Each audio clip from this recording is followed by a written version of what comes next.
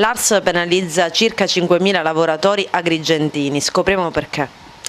L'ultimo 4 febbraio, lo scorso 4 febbraio, all'ARS, prima della sparizione di Miccichè che va in vacanza e nessuno sa perché, viene rinviato il proseguo dei lavori a giorno 14, sempre da prendere con le pinze le date, ma dovrebbero essere queste quelle corrette, e sono stati votati gli articoli relativamente al taglio di quelli che sono 244 milioni di euro che vanno a effettuare, a dare vita ad una macellazione socio-economica.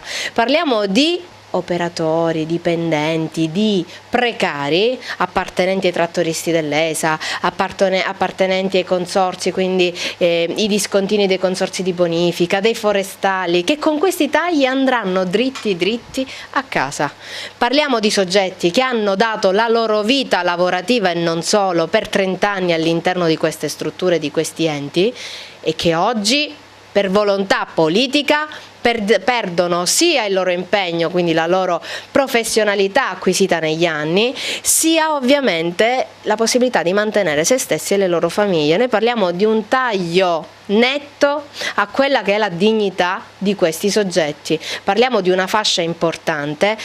E parliamo soprattutto del venir meno di promesse elettorali e non solo di questo governo a firma Musumeci nei confronti di settori che dovevano essere rilanciati. Parliamo di sicurezza, parliamo di interventi sui rischi idrogeologici. Non dimentichiamo qualche mese fa quello che è successo nelle zone dell'Agrigentino. Quindi da Agrigento parte un grido d'allarme, un richiamo ufficiale da capogruppo della Lega, da consigliere della Lega, da esponente politico del capoluogo di provincia, per dire a chi sta alla regione, in primis al governatore Musumeci, di svegliarsi e di ritornare sui propri passi. Non è possibile effettuare una macellazione socio-economica, non è possibile mandare allo sbando centinaia e migliaia di lavoratori e rimanere con le mani in mano. Tra parentesi, da un lato abbiamo Miccichè, è la cosa assurda,